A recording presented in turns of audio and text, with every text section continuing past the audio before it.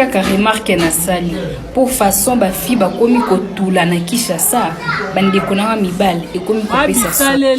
mobali ozane na ndako wana omoneti na te boka ye na quartier na biso omona ba fourmi nde ba okite na ye omona valeur na ye bino osakana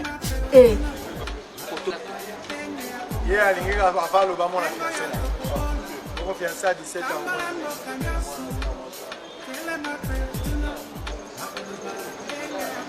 bakinois na bakinoise na kombo ya commissariat provincial ya police nationale ville province de Kinshasa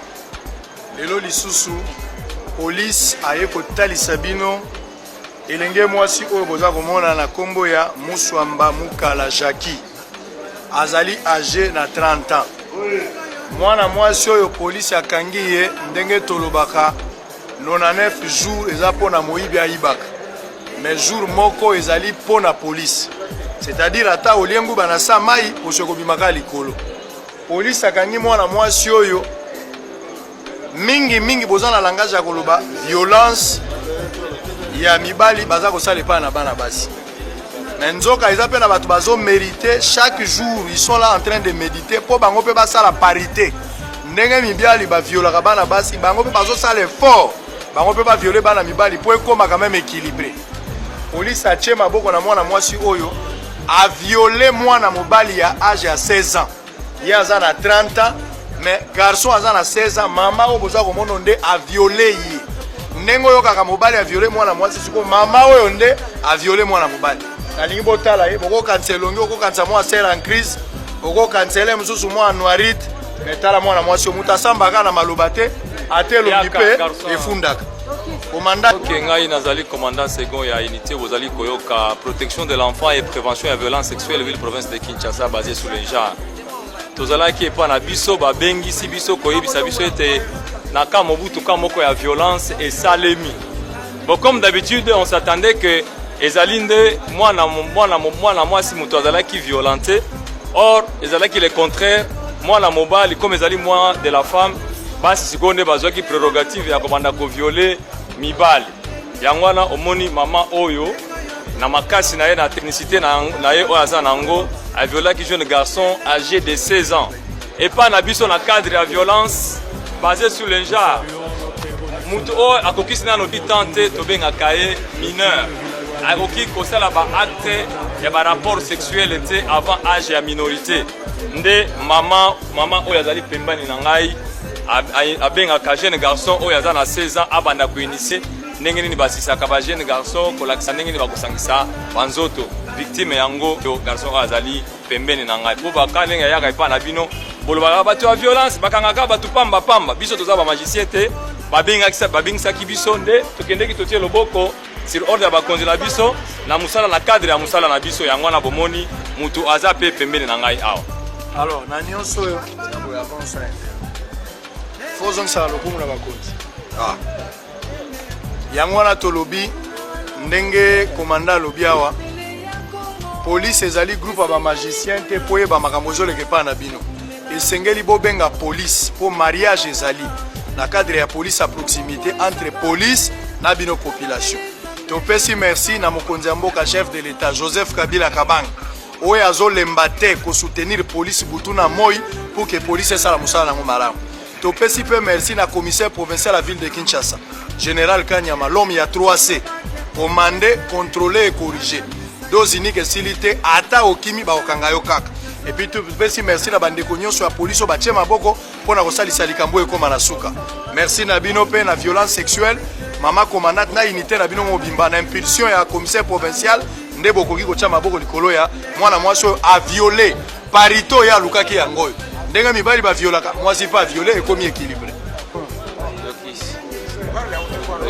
Dokis Kinzi comme on a un Dokis Kinzi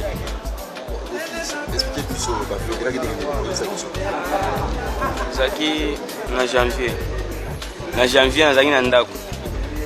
avant na ndako na wata télévision ayo pesa nga téléphone na ina charger la téléphone azo pesa ngo charger la téléphone au lukolo moi simo ya bien oyo osepelani azoyebisanga mpe naokanisaka ndenge baje po aflaterie mpo na chargelaka ye telefone chaque jour apesanga na chargelaka ye telefone ka bongo moko moko ayobenga ngai liboso bapartir ba 19h bale 28 ala 29 boye abenga bapartir ba 19h nafani tosolola na ye abanjo oyebisanga o ndenge eza boye mwasi na yenga nalingela yo ayebisingaki oyo oza frère moi bino ba frère moi bolingana exact na bia biso to ba frère ayebisi ngai ndenge eza boye système ekoma na matete mikolo mwana mwasi ya libala aza mobali nde na libala entre temps alingaka mpe minere libanda babimaka na ye soki minere aza problème ya eloko mposa nyonso eloko aza nango apesaka ye abanda kosalele nyonso naosolola toosolola na mama fiancé ne paster ayoya natelemi natiki bango nakoti na ndako na fandi après les 14 oyo ya max atindi maloba mbula ebetaki samedi ya mbula ebeti atindi maloba babenganga mpe ya biso na ye wana place azalaki o olie na bidisili ya naliaki na bifwesi te tindelanga na tindeli fufu yaka sisi olia abengi ngai lisusu na kuna na ye wana navandi na kiti ye azalaki na mbetu alala na mbetu wana apres bandi korapele ngai bisinga osi rapele na maloba oyo nayebisaka yo wana nabi naosi rapele na maloba oyebisanga mpona mouvement ekala na matete apres ayebisinga o yaka olongolanga soutien nabi te na olongola soutien to ya olongolanga soutien afonctionne parfois ya olongolanga soutien na ndinga mabe te olongolanga soutien na ye nafongoli soutien na ye nafani na kiti afin na kiti wana o yaka yako kwanza mkongo na boyi tobandi discussion wana boyi courant ezalaki à partir ya 19h courant eyopela wana ayebisinga wana boma mpula esala ye éclairage bien te na miso nabomi ya mpuli wana abendi nga na kiti place nazalaki kana kwanza mokongo asimbi liboko na ngai abanda olekisa ye na tolo na ye ayebisangaki soki olingi ozwa mwasi facilement soki nike mwasi alingi akweya akoma faible liboso na yo osimbaka ye na tolo osimbaka ye na mabele osimbaka ye moto libele osimbaka ye okarese ye wana bongo soki olingi ozwa ye facilement ozwa ye mama facilement bongo namona te nafani na kiti okoningisa kiti bongo te bato baza nafandi wana apa bandi obenga ngai abenda ngai mpo abandi osise nga na boyi abendi nga akangi nga na ceinture abendi nga place alalaki wana afongoli nga tirati abandi osise ngai wana apo abendi nga so abandi osise nga na litoi apres navandi na kiti ndeko na bango moko ayoya wana komene yama ayoya wana atali basololi ne abimi akei abendi nga lisusu oyo na ye na mbeto nabi te na oya ya mbeto te abendi nga ye atembisi nga kiti aya wana na mateye likolo azwi kiti nga pantalon matinga likolo pa force na oboya matinga likolo na ye mbala moko babengi ye na telefone aye babengi na telefone bamona ti na telemi na bimi na ngai na kepa biso ya tikali wana sosola na telefone atindi so maloba babenga ngai na ye wana okende ofungwela nga ndako totalalaka ake na fungweli ye porte nga na koti na ngai pa biso na fandi le 18 oyo mercredi oyo ya mbula ebetaki ya mbula esili nafanda ye na ndako epa biso pe avant kulesika 14 wana apres ça ayebisi ngai ndenge eza boye komeka koyebisa motu te soki oyebisi motu ni camarade na mponga na camarade na ngai nazalaka proche na ye makasi abi komeka oyebisa motu te soki oyebisi motu ya mokili ata soki abombi sukasuka aobimisaka maloba soki omeka oyebisa motu omoi elo na osala yo siko nga mpe na bando banga tellement azalaki na foto na ngai azwaki ngai na bible na ngai na ceinture na ngai nalataka na couverture na ngai nafinikaka eza epa na maboko na ye ndenge ayebisanga bongo tanto kosalanga mabe naboyaki koloba nafandi le 18 oyo mercredi oyo aye place ngai alalaka wana apres mokobeta mbula ye wana akoti na kati place ngai alalaka wana abanda koyebisa ngai wana abanda kosimbasimba esu na nzoto kani ngai azwi mosapine monene akoti wana monoko na ngai na boyi azwi afungoli ngai monoko boye akosi nga mosapine ya bando sise yango o sise koganga te sise kaka sise apres ayebisinga wana bando sise mabele okomeka koganga te sise soko boyi omona sise pa ezali pa partir ba 19h wana mamango ayebisinga wana longola kaleson na boyi olongolanga kaleson na ngai longolanga kaleson soko boyi omona na ngai mibale abisinga mpe azalaki na longola kaleson amatinga likolo na ye wana après ça ayo yebisanga suku marapenga su malobana o tosali no awa soki opengi suku oyebisa motu omoi lelo na osala yo ayebisanga kabonga na sisi abimi libanda mamo na kei atiki wana yebima mpe akei pasene rapport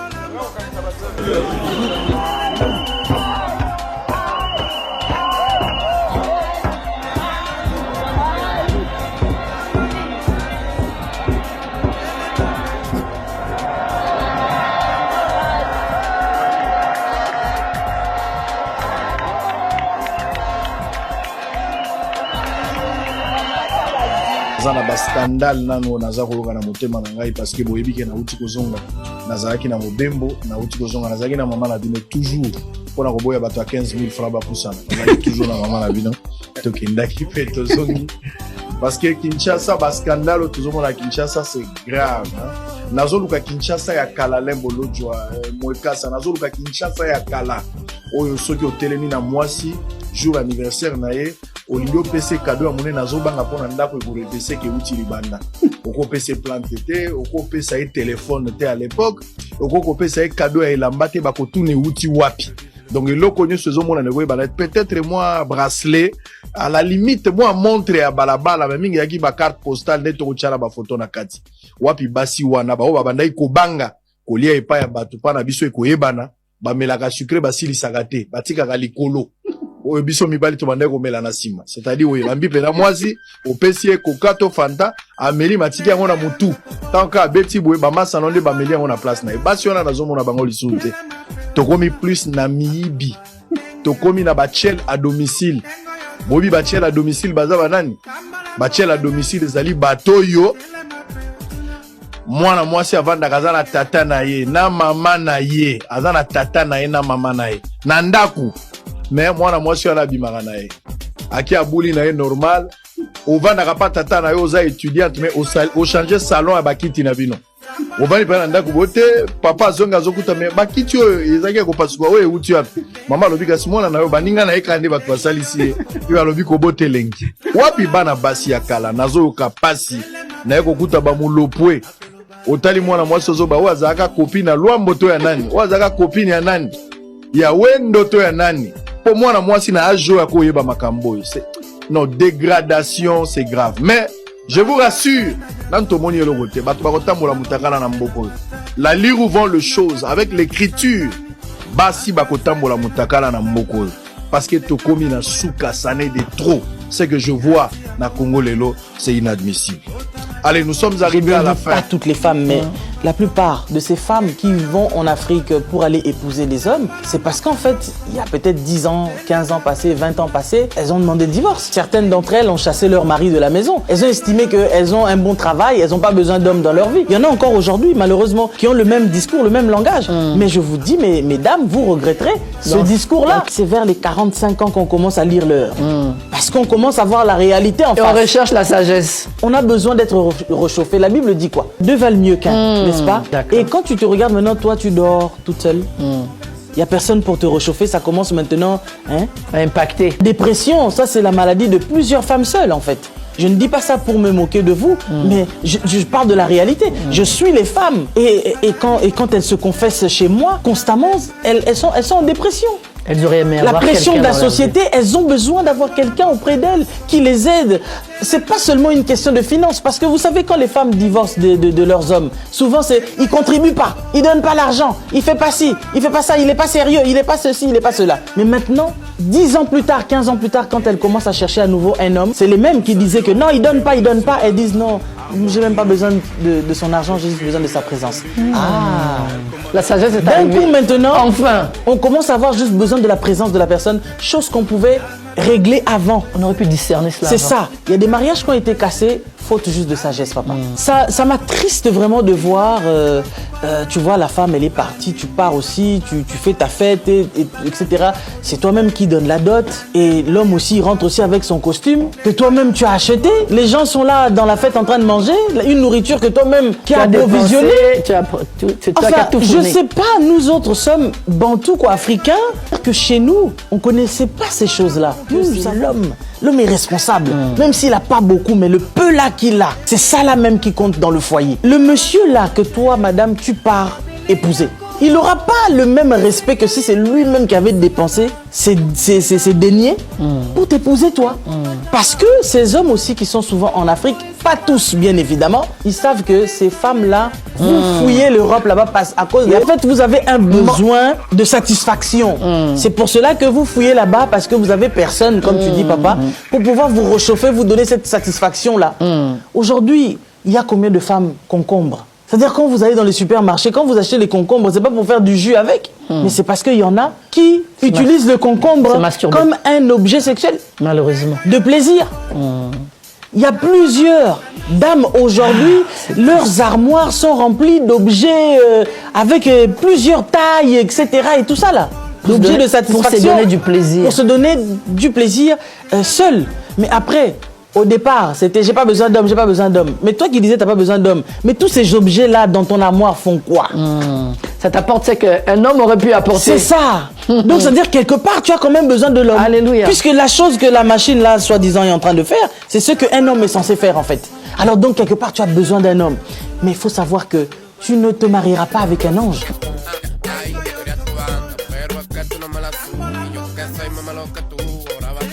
Soki Congo anezalaki malamu. Pona nini bobenga kabiso awa. Yebembe kufi na Kisasa, mbenge awa kaka. Makambo nyonso tu biso bato tokoma kosala diaspora. Na yako pesa mbela kwa familia. Bolo bebele babenga biso to voter numéro 20. Omoni na ekisa kilo. Na lobaki na koleka na lobala bino na media. Omoni soko jibi kapola yo. Poli wa ezala ko partout ngape na koko kufa. Ngape na simi na ngapia. Aussi problème na yo, nzala na yo, pasi na yo, hôpital na yo, social na yo, benga numéro 20. Ko ye mutasimbi makambo. Soko koki ko benga numéro 20 te, ko bengi kamera na mida. Bango batu basimbi kesi ya Congo. Bango batu basimbeli bino mbongo. Yo jeune garçon, jeune fille na kata famille nga. Oyo kende ko tele makana point. Omi pesi Congo Warrior, omi pesi Congo Goloa. Ok, yo discuter. Fali avec 3 arena. Ozuri kaboda yo benga fali, benga soki fele, benga bango. Ngaiko na kotindela kabutu eloko te, pe na kotindela jeune fille, jeune garçon te, mwana ya 20 ans, mwana ya 30 ans, mwana ya soki ya 40 ans, soki mwana nini na tindela yo. Na tindela 50 € na ba. Feki. Okei nango na kimbuta osombi bankoi omeli flamingo okei na mwasi na flamingo na suko pese $10 ale ngai ako na lamuki na tongo na bamalili na ajo yanga yo tele makona boka olobi te depuis le village Bombili biso fali akoti biso na nzoto biso biso kana sa wanyo lokolo za wanyo lokolo za wana problème na obenga inako mutobenga kangai te mutobenga kangai te parce que vous abandonné tout le monde a peuple moko non yango bali batindela bino ni batindela bino bandibu bamana ko yako sasa bino okoma bino lokola bino distraction la bino omoni ezaka musique bango toye kotika bango kama biso toye kotika bango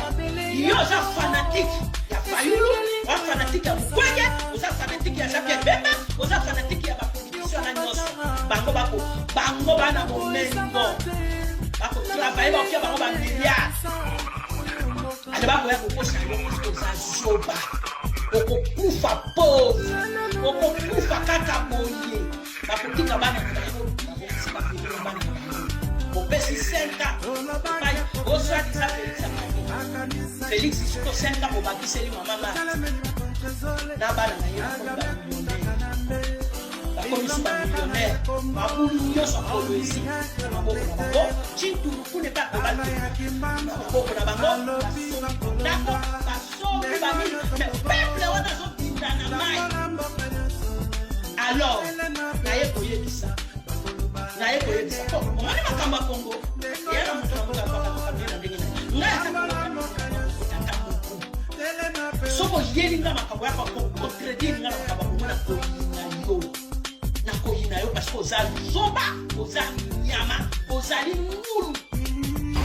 omoni congolais congolais aloba makaku kosukola elongi te mutu mosusu bayedaki kaka na musika na musika kaka koyede na pembeni tayeba vi na yo totanga omona yo oyosomba ndeti okoti na magasin mwa asombi eloka $100 mais yo ozoluka $30 mais yo asombi eloka $100 eloko yango ya mokie asombi carburant ya $100 mais yo ozoluka $10 Tant aussi à sombi carburant $100. À sombi carburant $100. Après na souka on a payé $10 au bas. Ah, muto esprit ma belle. À sombi carburant $100 on paye $10. Donc on linga ta approché au pembeni. Aye ba vie na yo. Et dès que la musique ah oza Pierre. Dans un côté ni shop moi ça na ça va. Que nous on a na bo que nous logo. Aye bika kuna. Continue moi 20 on a peut 10. Mais soit y pembeni on changer 100, yo pèse 10. Ah on a ma bé. Donc ba tout ça d'abord na musique.